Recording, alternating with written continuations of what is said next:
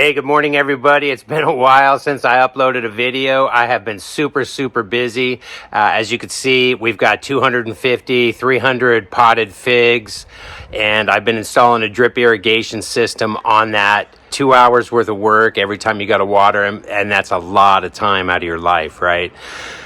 Bit the bullet, set up the drip irrigation system. We're almost done. We're going to go live today, and it's going to be way easier if it works, right? And if it doesn't work, there's only one person to blame, and that's me. But today what I want to talk to you about is growing tomatoes. We're in the thick of tomato season for most people, and if you're like me, you love growing your homegrown tomatoes, but do you really know how to grow them right? I don't know. If you live in a hot place, there's only 2 ways to grow them successfully.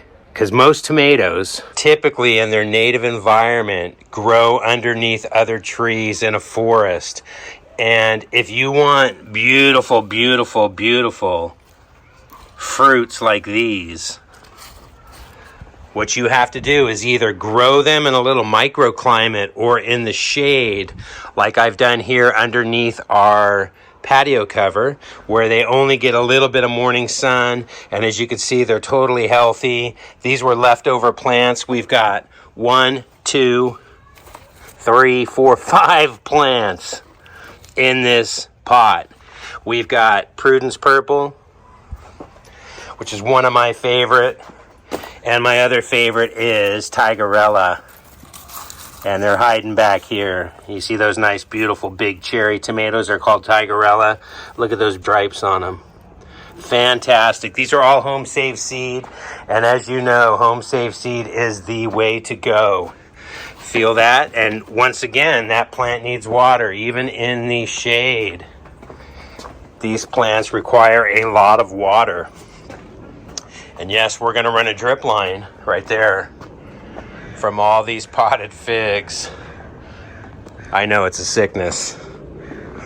Over to this tomato plant. Try not to water the foliage. In the summer, that can give you some disease pressure. Here in SoCal, it's so dry, we don't really get any of the blight. So we're really lucky. And that plant looks phenomenal.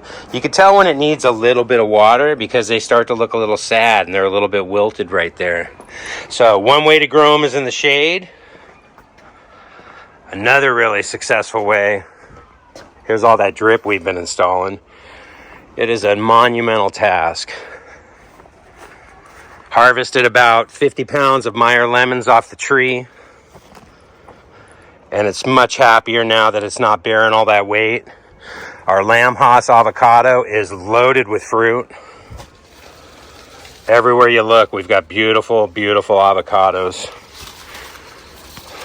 Look under this canopy here. They're everywhere. They're all not going to stay.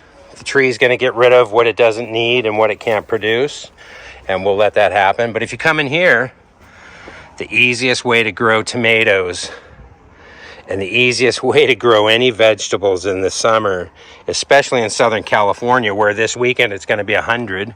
Today is Saturday. It's already about 85, and it's going to be 100 today, is under shade cloth. When I come under the shade cloth, it's a good 25, 30 degrees cooler in the heat of the day than it is outside. You come in here, put a chair in here, have a cold drink, and you're doing really well, and you're happy. But we're not the only ones happy. What you can see down here is we've basically got a pine bark mulch over our beds. We've got 50% shade cloth set up. Over here, we've actually overlapped it, so it's a little bit even denser. And we get plenty of UV light and heat and everything for these to grow. Look how healthy these are. You've got melons, beautiful eggplants, beautiful pepper plants. Everything's doing phenomenal. If you look at this, we're going to harvest this one right now here for you. These are supposed to stay that color. They're not ripe and red. These are a beautiful, mild pepper plant. They're fantastic. We've got a bunch of pepper plants. We've got a bunch of eggplants. And the reason of the video, we've got boatloads of tomatoes. different varieties. So here's our favorite, Tigerella. See what they look like when they're ripe. We do all our home safe seed, and it's the best way to grow. Germination rates are way better than store-bought. Acclimated to our climate. These are called San Marzano. These are a beautiful paste tomato. More Tigerella back there. More San Marzano. Here we've got more Prudence Purple. We definitely want to harvest some of these bad boys because we're just making the plant work harder, and that's perfectly ready to ripen. On the counter a little bit more, totally ready to go. We grow these up a street or cordon trellising. I will definitely wrap that around this string, but you want to use 2 hands when you do that. Otherwise, you're going to end up snapping those tops. We've got some more Prudence Purple in here.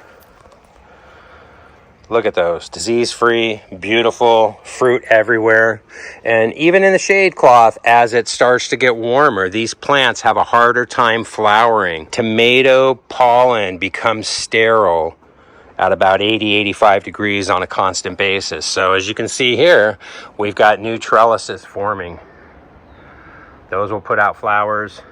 We'll come through here, we'll shake them. Shake them, shake them, shake them. There's male and female parts in these flowers. So that will actually pollinate them by shaking them. That's all we do. In addition to the wind, and they pollinate really well. As you can see, San Marzano babies.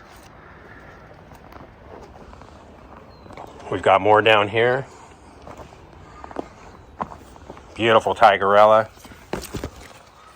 Look at that, ripen them up. We let these get really, really red.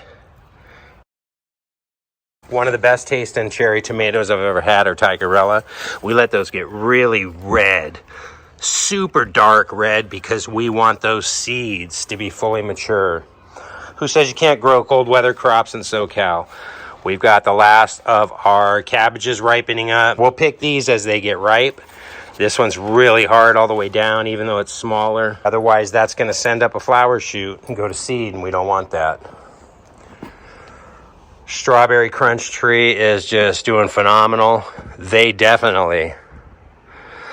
tree definitely doesn't want shade cloth. So, if you want to successfully grow tomatoes, cucumbers, peppers, cabbages, almost every kind of vegetable, and you live in an environment that is hot, you have to do it either in a little microclimate, which is shade, or better yet, set yourself up some shade cloth. Have a beautiful outdoor environment for you to hang out in, farm in, go get some produce in, and hey, put up a lawn chair when everybody's out doing other things and have a cold beverage. Why not? Gonna harvest that one. So these little guys down here can ripen up. Beautiful thing. This one here will let go a little longer. Sweet. I hope you learned something today. If you want to grow tomatoes in a hot environment like Southern California Zone 10A and 10B, you totally can. You have to grow them in a microclimate, either in the shade or under shade cloth, and that is the best way to do it. You'll have continual harvest all the way until the fall. Have a great day. Hope you learned something. Remember, those of you that garden on average will live 14 years longer than those that don't. Go get your hands dirty, get sweaty, put on your sunscreen, and have a great day. See you next time from SoCal. Bye-bye.